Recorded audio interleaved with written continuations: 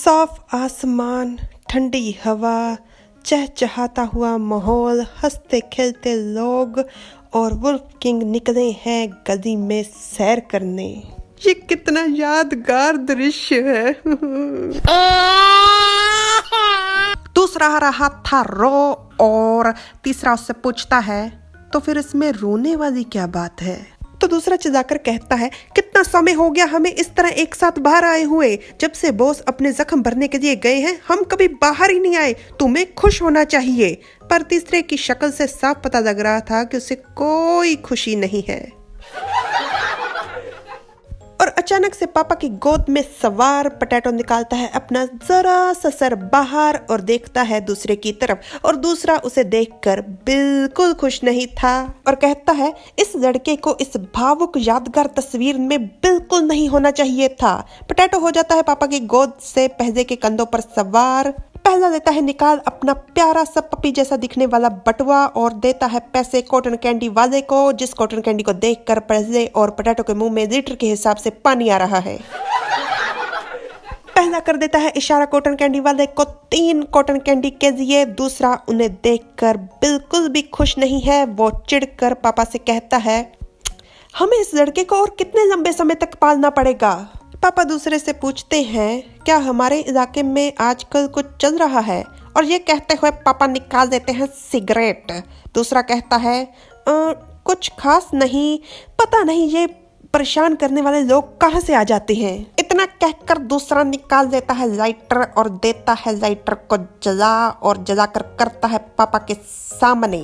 परंतु पापा देखते हैं तिरछी नजर से पोटैटो की ओर और उन्हें आता है कुछ याद, उनके दिल को झिझोड़ने वाली सुबह की बेइज्जती। तो वो देते हैं सिगरेट को मुंह से निकाल।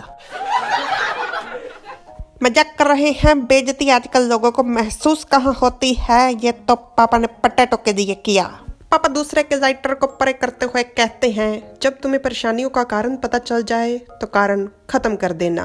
दूसरा कहता है जी मैं तुरंत कर दूंगा। पापा सिगरेट को डिब्बी में वापस डाल देते हैं, जिसे देख दूसरा थोड़ा हैरान था।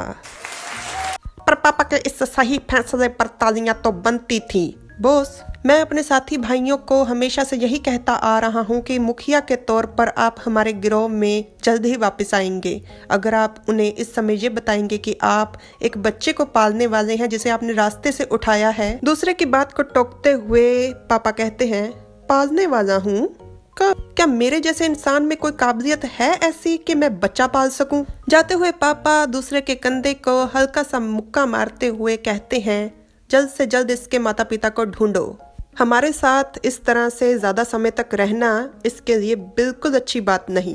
दूसरा पापा की बात से हैरान था, उनके व्यवहार और बातों में बेहद फर्क था। वो कहता है बॉस, और हमेशा की तरह तीसरे का ध्यान दूसरे की तरफ ही था। वो फोन पर बात करने के बहाने दूसरे और पापा को देख और सुन रहा था। पापा पहुंचते हैं पहले और पोटैटो के पास। पहले के पास है 3 तरह की कॉटन कैंडी जिनके रंग भारतीय झंडे यानी कि तिरंगे के जैसे हैं। भारत माता की जय हो। पापा पोटैटो को पहले के कंधे से उतारते हुए कहते हैं तुमने इसे अपने पूरे शरीर पर जगा दिया है। जी हाँ, पोटैटो के बालों पर कॉटन कैंडी, उसके कपड़ों पे कॉटन कैंडी, उसके हाथों पे कॉटन कैंडी, उसके मुंह में कॉटन कैंडी और आंखों में चमक कॉटन कैंडी की।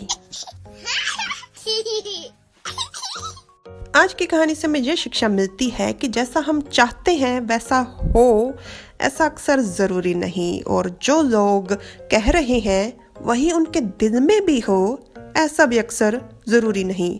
उदाहरण के लिए दूसरा और पापा।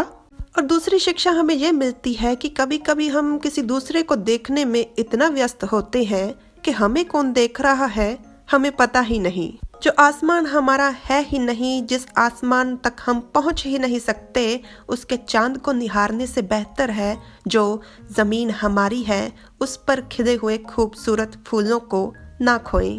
जरा चांद से नजरें हटाइए और अपने आसपास नजरें घुमाइए। शायद आसमान तक सीढ़ी बनाने की आपको जरूरत है ही नहीं, और उदाहरण बताने की जरूरत शायद मुझे है ही नहीं, या फिर है।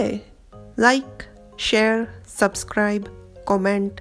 Thanks for watching. Bye bye.